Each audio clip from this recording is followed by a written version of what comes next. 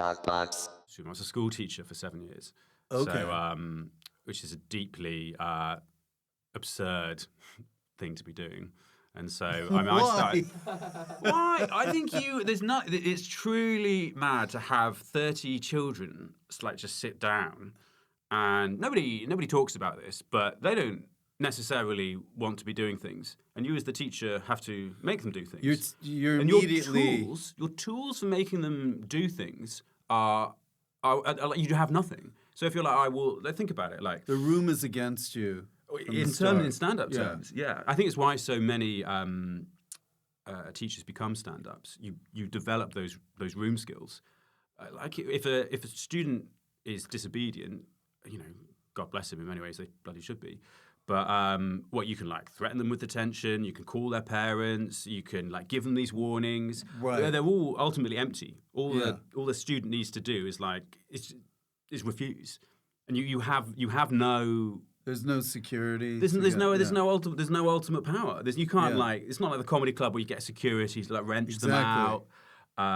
So what do you do? Well, you do the stand-up tools. Or die. Well, you do the stand-up tools. Yeah. So it's exactly the same when you're controlling a room. It's all smoke and mirrors. You have to get up in their heads, which is so wrong. And you're banned from doing it. You're not if you read a sort of a how to teach manual or on your PGCE course, it's no, you shouldn't in any way make a child feel, and of course, when you say it like this, make a child feel bad about their behavior. That sounds awful, but you have to. But then you started doing jokes in class? Oh, yeah, all the time. Yeah, big time. Because humor is, you have to make them like you. You were like Robin Williams in Dead Poets Society. Getting them all on the table, they're ripping out pages of Plato, they're throwing away the history textbook. Hi, I have a special surprise for you. It's me, Rich Fulcher. That's not the surprise. The surprise is we've set up a Patreon account, me and Kenny, to support the channel. Yeah. And the way we're going to do it is if you get a membership, you will have live updates, sneak peeks, early access, nude photos of me.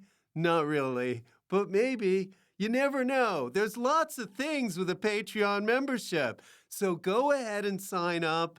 It's a small fee, and you'll support the channel. It's totally optional, though. We're not making you do anything. So really 7 years you did that? On and off, yeah. But no stand-up while you were doing that? Absolutely. Oh, you did? So, I started a few years in on my week. I never thought it'd be work. I saw it as the opposite. I was like, I just have to get out, man. And it was sort of a release for you. Big time. Absolutely. Yeah. Extremely cathartic. Awesome. Yeah, really, really, really fun.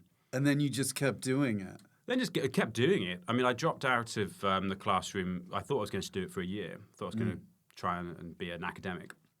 I thought I'd go back to studying philosophy. And I just kept on. The gigs just took over. It was really, really nice. And then what's really nice about teaching work is you can staircase your hours and stuff like that. So I was part-time for a long time until it just stopped making sense to go into the classroom. So was there any sort of moment where you had this schism, or was it just sort of a gradual thing where you just sort of melded into comedy full-time? It was gradual. Yeah, really, really, really gradual. I mean, it took me a long time. I mean, sometimes it might even be this year. I've been working as a full-time stand-up, whatever that means, for years now, since 2021. And every year, up until maybe this year, I think, well, I suppose this can't go on any longer. The idea that it feels like I've sort of,